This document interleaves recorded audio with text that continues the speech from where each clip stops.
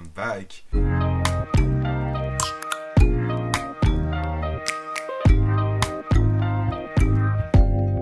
Open up, you OPN, hit you on BBM. Big up tout le monde, c'est à vous, j'espère que vous allez bien et bienvenue sur ma chaîne YouTube. Alors, vous êtes contents, c'est bon, on est déconfiné, tout le monde il revit sa vie normalement. Entre parenthèses, vous pouvez revivre votre vie, vous pouvez sortir sans problème, ok. Appliquez les gestes barrières comme on vous prévient à chaque fois. Les gestes barrières, dites pas bonjour avec la main, ne faites pas la bise, portez des gants et des masques, yo. Non, pour de vrai, appliquez les gestes barrières, c'est important, etc. Faites attention, restez à 1 mètre les uns des autres, même si c'est un peu compliqué dans le transport en commun. Faites attention à vous et à vos familles, c'est hyper important. Because the COVID-19 is still here. Bref, assez de parler du confinement, assez de parler du coronavirus. Aujourd'hui, on va parler de moi. Encore une fois, parce que c'est ma chaîne. Non, je rigole. Pour de vrai, au bout du titre, je sais pas trop si vous avez compris quelle vidéo on va faire aujourd'hui. Je vais tout simplement faire des anecdotes sur my body. Genre, my body, body. Je vais vous expliquer, dans la vie, les humains sont bêtes, les humains font des erreurs, donc parfois ils ont des cicatrices, ou ils ont des taches, ou ils ont des ci, ou ils ont des ça. Donc je vais vous expliquer le pourquoi du comment sur my body. J'ai vu ça sur la chaîne des îles, donc je me suis dit pourquoi pas faire. Comme ça je me remémore tous mes petits souvenirs sur ma petite courte vie là, et je balance mes petites anecdotes sur mon corps, sur internet. Bon ok. Donc si le concept de la vidéo te plaît, je te laisse avec la suite. Première anecdote on my life, j'ai les yeux jaunes. Je sais pas si qui m'ont déjà vu dans la rue ou toi qui sur YouTube ou je sais pas si vous voyez ça quelque part. J'ai les yeux jaunes. Pas les yeux de l'œil jaune, mais tu vois le truc blanc là qui est l'œil là. Comment tu l'as blanc? Et ben moi je l'ai pas blanc, moi je l'ai jaune. Je vais vous expliquer pourquoi je l'ai jaune parce que tout simplement Abou est malade. Abou a une maladie. Dans Worry, je vais pas mourir. Dans Worry, personne ne s'inquiète pour moi. Je vis dans Worry, je suis un ouf moi. En gros, étant petit, quand je venais de naître, ma mère m'a expliqué que j'avais la peau couleur or, on va dire. C'est une maladie qui s'appelle la jaunisse. Je vais vous informer mieux sur la jaunisse pour pas dire de bêtises. Alors, jaunisse, définition. Incter. Ah oui, donc tu m'aides beaucoup. Ok. Comment expliquer la jaunisse sans internet? La jaunisse, en gros, c'est une maladie déjà qui se soigne, qui n'est pas nocif, que tu vas pas mourir, t'as pas besoin de te protéger de un tel ou un tel. C'est que à la naissance que tu l'as. Donc quand je suis né, on m'a directement fait des flashs bleus, que je sois plus jaune quoi, entre parenthèses. Donc voilà, j'ai une maladie qui s'appelle la jaunisse et j'étais tout jaune quand j'étais petit. Et voilà pourquoi j'ai les yeux jaunes. Je vais vous faire montrer pour que vous voyez mieux de quoi je parle. Si bah du coup j'arrive pas à vous faire montrer, bah je vous mettrai des petites photos. Donc voilà, tu vois, moi il n'est pas blanc. Il est jaune, on dirait qu'il est vieux, qu'il est usé. Bah, maintenant, est-ce que c'est la faute de la jaunisse? Peut-être pas. Mais moi, j'ai ça sur la jaunisse parce que bah, c'est le seul truc logique pour moi que pourquoi j'ai les yeux jaunes. Donc arrêtez de me dire j'ai les yeux de pipi. Moi, je vais arrêter. Ça se voit de ouf quand je suis fatigué. Cette vie-là, on peut rien y faire. Voilà, j'ai les yeux jaunes parce que j'ai la jaunisse. Je vais bien, je vais pas mourir. Hein, donc, je vais mourir, hein, mais pas de la jaunisse. Enfin, du moins, je pense pas. Bref, seconde story time. À une époque, je pense que comme tous les petits du monde entier, du moins cette génération-là, je me pose des questions. Tout le monde avait une activité à faire dehors. Du coup, bah moi, mon activité dehors, c'était faire du roller, comme tous les enfants de mon quartier. On avait tous une petite paire de patins. On se faisait des bons tours de roller. On était des patineurs artistiques, hyper développés. On dédait ça, du verbe d'être ça.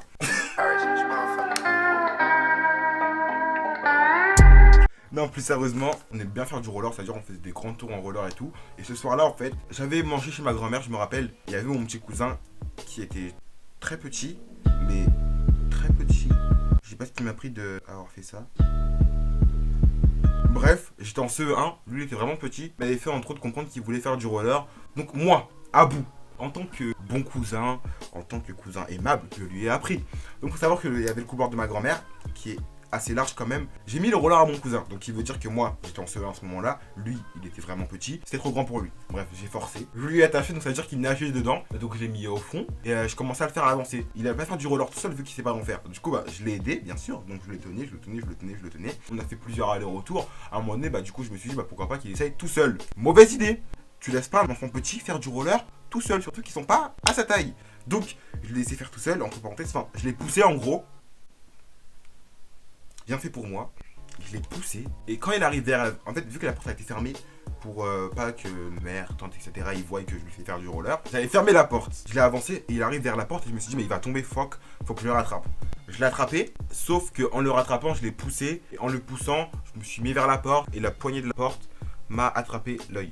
Je vous explique. Donc en gros, quand je l'ai poussé, je me suis pris en même temps la clenche de la porte dans l'œil. Vous voyez la clenche qui est comme ça, le petit truc là qui est au bout, où tu clenches, et bah ça dans mon œil. Le premier réflexe, c'était pas de aller voir ma mère, ni ma tante, ni ma grand-mère, ni soeur ou frère. Le premier réflexe que j'ai eu, c'est de pleurer et de pleurer dans la chambre de ma tante. À force de pleurer quand t'es petit, tu t'endors. Pour le coup, vous imaginez bien que ça a dû gonfler.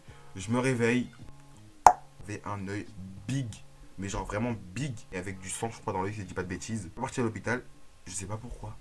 Heureusement, cette période-là, c'était les vacances scolaires, les petites vacances scolaires de 2 semaines là. Donc voilà, je me suis pris une clenche dans l'œil. Vive ma vie. Une story time. J'ai une perle coincée dans mon oreille. Quand j'étais parti au Sénégal, pour ceux qui ne sauraient pas, je suis sénégalais, et je suis parti une fois au Sénégal en 2010 ou 11. Bah en fait, j'étais chez ma famille et on était tous là en train de jouer, etc. dehors. Et il y avait, je pense que les filles, elles faisaient des bracelets avec des perles, du coup, des filles avec les perles. C'est mon oncle, il est jeune, enfin, il devait avoir l'âge de ma grande sœur, 3 ans de plus que moi, je crois. Il a pris le bol de perles, il me l'a balancé dans les oreilles. Va comprendre pourquoi, je lui ai rien fait. C'était pour rigoler. Bah, du coup, premier réflexe, c'était de faire ça. Tout est parti parce que tout peut pas rentrer dans mes grandes oreilles. Non, je rigole. Mes oreilles sont trop minuscules, on fait que de me rappeler en plus. Bref, tout est ressorti, sauf qu'il y en avait encore une seule qui restait. Je sentais même quand je parlais, quand j'entendais, j'avais une perle. Donc là, vous imaginez toutes les méthodes des Sénégalais. Donc il y a le tapage comme ça. Super. Je sais pas si vous voyez, je vous mets une photo pour ceux qui ne sauraient pas ce que c'est. C'est un truc pour nettoyer le sol. C'est plein de typiques. On m'a mis ça dans l'oreille pour pouvoir l'enlever. Je vous jure que vous voyez la sensation de se laver les oreilles. C'est un peu bizarre, ça fait des guisis. Et moi je suis chatouillé de ouf. Mais là, tu mets ça dans mon oreille. J'y pensais, ça me...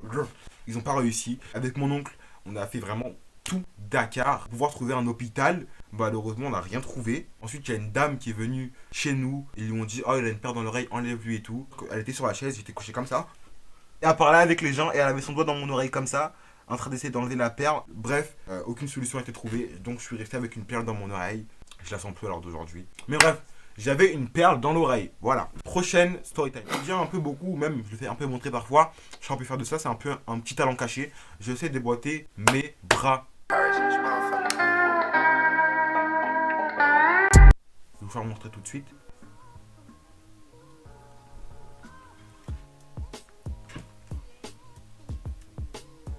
Voilà. Vous trouvez ça dégueulasse, c'est pas mon dos. Moi, je vais vous expliquer comment j'ai découvert que j'avais déboîté mes bras. Donc, je suis encore une fois chez ma grand-mère avec ma famille et tout. Et en fait, on regardait Next, l'émission Next. Vous voyez de quoi je parle? Salut, moi c'est Sandra, j'ai 25 ans et je suis une fille très chiante comme les mecs aiment. Je savais pas j'avais quel âge, mais je pense que j'avais pas l'âge de regarder, ça c'est sûr. Il y avait une fille qui, en fait, dans le car, vous voyez, les filles parlent entre elles et tout. Et il y a une fille qui dit, oh, moi, j'ai déboîté mes bras. Donc, mon oncle, il me dit, oh, toi, je sais pas pourquoi, mais j'en suis sûr que tu sais le faire. Vous voyez, je fais ça. Et mon oncle, par la suite, il appuie sur mes épaules. Là, comme ça, et ça a déboîté. Bref, en tout cas, ça me fait pas mal. Et alors d'aujourd'hui, du coup, maintenant, je peux le faire all the time. Du coup, voilà, je sais me déboîter mes bras. Ensuite, je sais aussi me déboîter autre chose. Mon pouce.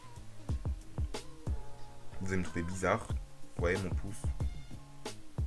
Voilà. Anecdote suivante. J'ai une trace de boomerang sur l'épaule.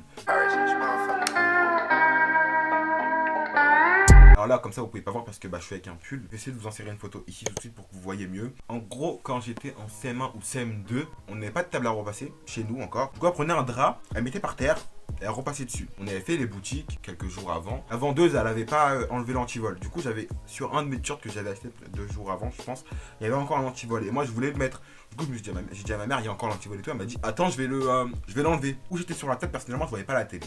J'étais obligé de me mettre comme ça pour voir la télé. Et je me rappelle, c'était Secret Story. Et écrit Secret Story, trop ma vie. Bref, donc, comme ça, je voyais pas assez. En plus, il y avait le reflet du soleil, donc je me suis dit, pourquoi pas me coucher par terre, or qu'il y a un canapé. Va comprendre. Donc je me couche par terre, où il y a le fer à repasser, bien sûr, parce que sinon l'histoire elle serait pas drôle. Je me couche petit à petit, je me couche petit à petit, je me couche petit à petit, pour encore mieux voir la télé. Puis bam. En fait, le fer à repasser il était allumé, il était posé comme ça. Et il m'a brûlé simplement l'épaule. Genre, mon épaule a été brûlée. Bien sûr, je vais pas le crier à ma mère parce qu'elle va me crier dessus. Je vais dans ma chambre, je me regarde dans le miroir, je vois ça, je me dis, oh my god. Je savais pas quoi faire. En fait, j'étais comme ça. Et le pire, c'est qu'en fait, je voyais ma peau qui se levait et je voyais du blanc. Et les trucs comme ça, moi, vraiment flemme. Du coup, je voyais sans voir. Du coup, j'ai regardé en dessous, j'ai dit, oh, change de tenue. Parce qu'en fait, j'étais torse nu. Ah oui, je vous ai pas dit, j'étais torse nu. J'ai pris un autre truc dans mon armoire, je me suis dit vite fait, prends une veste, tu mets la veste. Parce que je devais sortir dehors, en fait. Tu prends la veste et tu t'habilles comme ça, tu te dis, c'est pas grave, tu mettras une prochaine fois le t-shirt et tout. Donc je suis resté comme ça, avec la veste, avec ma peau qui venait de s'ouvrir, à l'air libre. Rien dit à ma mère, je suis sorti dehors comme ça, sans problème. J'aurais pu être infecté, tout ça. Et je comprends pas. J'étais vraiment idiot. Donc maintenant, sur mon épaule, on peut apercevoir, mais vraiment un peu. Faut vraiment regarder parce que maintenant, I'm dark skin.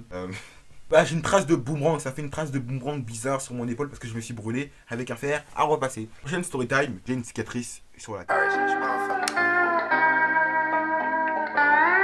Une cicatrice sur les cheveux, ici, tout simplement. Vous voyez là, j'ai une cicatrice. Je vais vous expliquer tout de suite maintenant comment je me suis fait ça. C'est pas à cause de moi, cette fois-ci j'ai rien fait du tout. Mais malheureusement, ça a atténué sur moi. Avant, dans mes coupes, je faisais des traits, donc je me suis dit pourquoi pas faire un cœur. Donc j'ai demandé à mon coiffeur qu'il me fasse un cœur. Il me coupe. Et au moment de faire le cœur, j'entends bzz. Mais un bzz bizarre. Comme si on m'avait transpercé le crâne entre parenthèses. Mon coiffeur, pendant quelques secondes, il savait pas quoi faire. Du coup, moi je me dis c'est rien. Surtout qu'en fait, moi je parle même pas avec mon coiffeur parce que je suis archi timide. À part pour dire ma coupe. Je parle pas plus que ça. Bref, il m'a refait mon cœur. Tout allait bien. Et quand je me vois dans le miroir, etc., j'ai remarqué que j'avais une petite trace ici. Je me suis dit bizarre. Mais j'ai pas prêté attention. Je me suis dit, bah vas-y, mes cheveux vont repousser dessus. Il y a rien de mal. C'est un vieux truc, c'est juste une petite trace. Il a dû se louper. Sauf que depuis 2018, mes cheveux ne repoussent pas. Je sais pas quelle intensité elle a mis dans la tondeuse pour me faire un trou dans mon crâne. Mais j'ai une cicatrice qui partira jamais du coup, je pense. Prochaine story time. C'était aux environs de, je pense, quand j'étais en 6ème. J'étais parti avec des anciens potes à moi à la piscine. Pour ceux qui connaissent la piscine des dogs. Il y avait 2 filles, 2 garçons et un parent avec nous. On s'amusait, etc. à la piscine. Ha ha, hi hi, ho ho. Tout va bien. Puis ensuite, le père de mon ami voulait rentrer. Sauf que moi, je me suis dit, j'ai payé ma place. On n'était pas resté archi longtemps. Je me suis dit, il y a encore du temps pour la piscine. Donc pourquoi pas rester. Mon ami et son père partent. Et moi, un autre ami à moi et les 2 filles, nous sommes restés. Et on faisait le toboggan. En gros, pour faire du toboggan, c'est un par un. Et il y a des feux. Genre en mode le feu vert et le feu rouge. D'abord qu'à ce moment-là de ma vie, j'étais archi fan du film Team Beach Movie. J'étais pas archi fan, mais moi j'étais archi, j'aimais trop. Team Beach Movie, c'est du surf. Donc je me suis dit, pourquoi pas faire sur le toboggan du surf. Parce qu'en fait, le toboggan, je vous explique comment. Au début, ça commence comme ça, sur une ligne de, je pense, 2 mètres, voire moins. Après, il commence à descendre comme ça. Donc je me suis dit, quand c'est comme ça et que ça descend comme ça, fais du surf. J'étais vraiment bête. Donc à chaque fois, je faisais du toboggan, je faisais du surf, entre parenthèses, j'arrêtais pas, je faisais que de tomber, je faisais que de tomber, je faisais que de tomber. À un moment donné, du coup, je monte sur le toboggan, je refais du surf encore une fois, mais sauf que cette fois-ci, je fais du surf, descends. Et là, mes pieds, ils se... Et là, du coup, je tombe. Mais je tombe pas sur la tête. Je tombe pas sur le ventre. Je tombe pas sur le torse ou le dos. Je tombe sur la bouche. J'entends un... Et je me dis, là, il y a un problème. Et directement, je fais ça avec ma langue. Je sens que je me suis cassé la dent. Et c'était ma plus grande phobie. Parce que surtout, moi, quand j'étais petit, j'étais un sorcier. Et j'aimais trop me moquer, entre parenthèses, des gens qui avaient la dent cassée. Alors voilà, bien tourné pour moi. Ma dent a s'est pétée. Hors du toboggan, je cours vite vers un miroir. Et je me regarde, je souris comme ça. Et je vois ma dent cassée, mais cassée comme ça. Ouais, comme ça. Je vous mets une image parce que j'ai pas de photo de ça et j'allais jamais prendre une photo de ça, c'est assez hors de question. J'avais ma dent cassée comme ça. Et cette dent là, et ma dent gauche, elle était cassée, genre... Je vais vous mettre une photo parce que là, ça par contre, vous pouvez comprendre. Mais genre cassée, genre un petit bout, tout simplement. J'ai saigné de ouf et tout. Et ma pote, elle connaissait le gérant. Du coup, elle m'a dit, vas-y, va le voir et tout. Je suis parti le voir, il m'a ramené dans son cabinet bizarre là. Pour soigner les gens.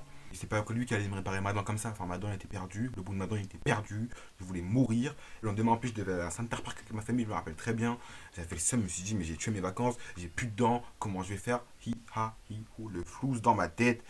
Pendant toute la piscine, je suis resté sur le transat. Et je repense à toute ma vie entière. Je me suis dit, je vais mourir. J'ai une vieille fille. Ma dent elle est cassée.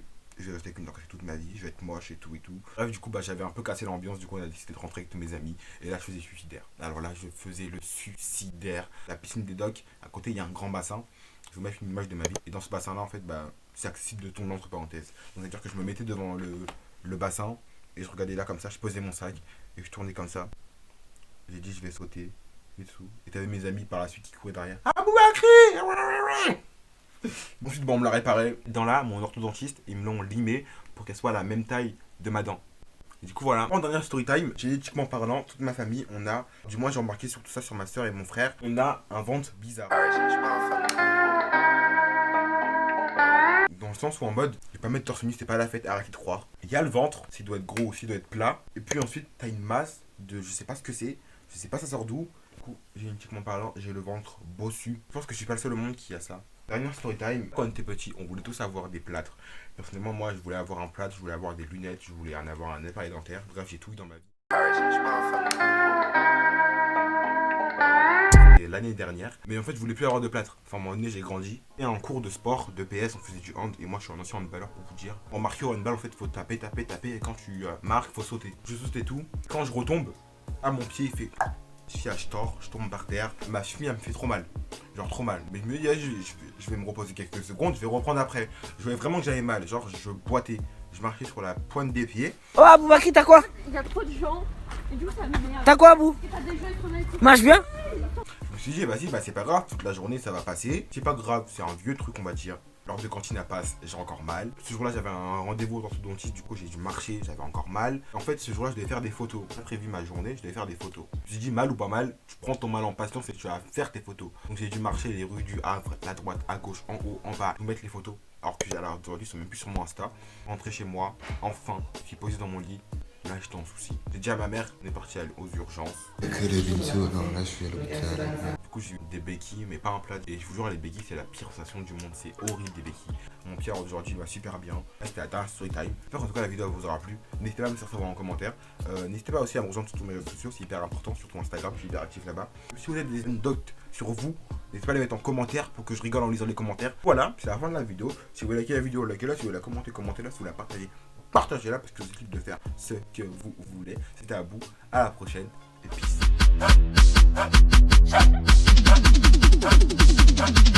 Ciao.